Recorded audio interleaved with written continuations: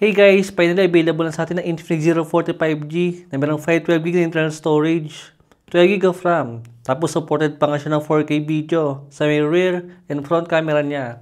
Yan guys, isang mabilis na unboxing lang dito para makita natin kung gaano kaganda ang smartphone na to. Then nakuha ko lang po siya sa may TikTok ng around 16,000. Hindi ko lang sure guys kung ganoon talaga yung kanyang SRP. Kaya kung sakaling balak nyo guys, magandang bumili ng smartphone na to ngayon. Then ngayon nga po siya mura.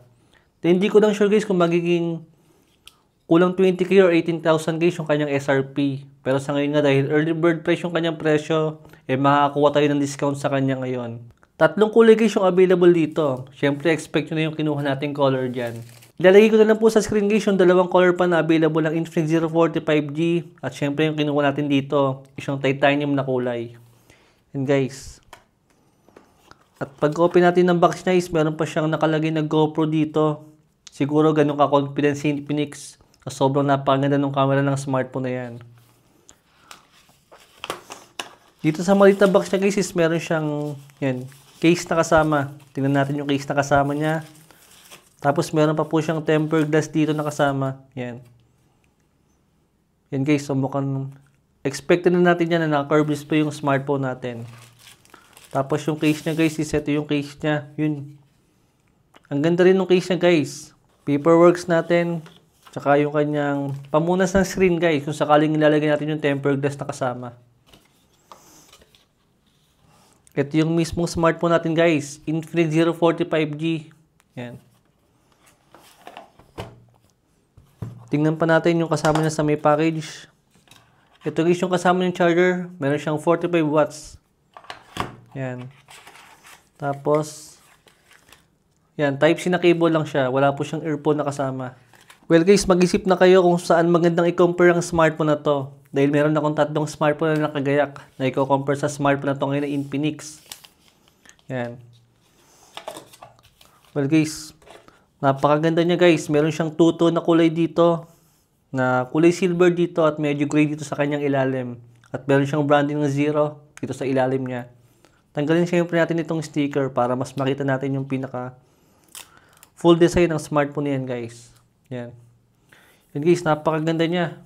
Hindi ko na-expect na napaka-premium ng smartphone na to. Meron siyang circular na camera dito. Yan guys, talagang napaka-formang camera niya.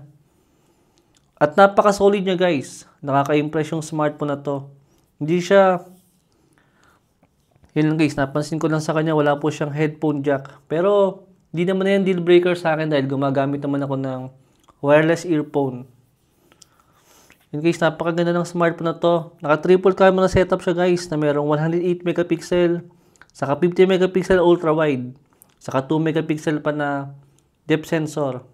In case, syempre iba pa rin kung makikita natin yung mismong capabilities ng kanyang camera compared sa alam lang natin yung megapixel niya. Hindi setup lang natin saglit. Sa may processor pala guys ng smartphone na yan, syempre kasing lakas siya ng mga unang smartphone nila Infinix sa kanila Tecno na meron Dimensity 8200 Ultimate processor. Yan. Ang nakakapagtaka lang dito nung unang nilabas to sa ibang bansa, sa ibang part ng Asia. Ang pagkakaalam ko is umabot siya ng around 20k yung kanyang magiging SRP. Pagka kinonvert sa pera natin yung presyo nito sa ibang bansa. Pero nakakagulat guys, dahil nakuha ko nga lang siya ng 16,000 sa may TikTok. Yung gantong kaganda ng smartphone. Yan guys yung display niya pagka-open natin. Napaka-elegant niya at napaka-simple lang. Wala tayong themes dito na parang pambata. Tingnan natin yung kanyang settings. Yan, Infinix Zero 45G. Dimensity 8200 Ultimate processor. 12GB of RAM. Tsaka, yan guys 108 megapixel na main camera, 50 megapixel ultra wide, saka isa pang 2 megapixel. 5,000 mAh battery siya, saka 1080p na resolution. Understandable naman na yan. Siyempre naka Android 14 na rin. Ang hindi ko na-expect dito guys, meron pa nga ako si Infinix na 2 years Android update. Ibig sabihin guys, aabot siya ng Android 15, tsaka ng Android 16. Dahil nga naka Android 14 ngayon ang smartphone na yan. Tapos meron pa siyang 3 years na security update. Maganda-ganda na yun guys. Kung balak nyo gamitin yung smartphone na ito lang medyo pang matagalan. Saka guys, syempre, expected naman na yan. Para sa ganitong kagandang smartphone, syempre, hindi naman to pwede na isang taon lang yung aabot dito. Tapos, maluluma na nga siya agad dahil hindi na siya magkakaroon ng Android update or mga any security update. Dito sa ating display, syempre, naka 144 Hz na refresh rate yan. Yan. At meron tayong option na 120 Hz, 144 Hz, saka 60 Hz kung gusto natin makatipid. At meron din siyang auto switch niya, syempre expected na yan. Pero syempre dito tayo sa may 144 Hz. Dahil isa yan sa binayaran natin. And guys, yung iba pa niyang mga features.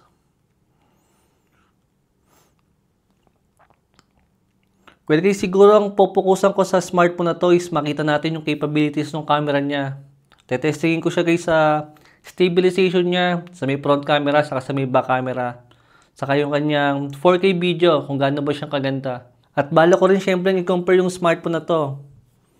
Pumili na lang kayo kung sino yung gusto niyo dyan. Ito si Tecno Camon 30 Premier, Infinix GT20 Pro, tsaka ito si Tecno Camon 30 Pro. Yan guys, apat na napakagagandang smartphone nila, Transsion. Ano kaya ang perfect dito para sa inyo? Abangan nyo guys yung mga susunod pa natin mga video. Dahil marami pa akong ihahanda sa inyo na sigurado magugustuhan nyo. Lalong-lalo nga kung nag-iipon pa lang kayo ng bagong smartphone na meron syempre napakagandang specs. Sa around mga 15K na mga presyo ngayon. Syempre ito lang ang pinakamahal sa kanila. Pero magandang laban yan guys. Iligay pala natin saglit yung kanyang case dito dahil nati-intriga rin ako sa case niya. Napakaganda ng case na kasama rito. Yan guys.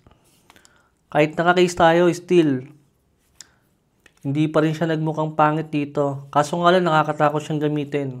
Baka sakaling mailapag natin or magasgasan agad natin yung kanyang gilid. Dahil sa pagkakalam ko, itong gilid po niya guys is naka plastic frame lang siya. Pero hindi naman siya ganun kapipitsugin guys. Still napakaganda pa rin niya. And yun muna guys yung ating mabilis na unboxing and first impression dito sa bagong smartphone ngayon ni Infinix na Infinix 045G. Comment na lang po kayo kung meron pa kayong tanong. Thanks for watching.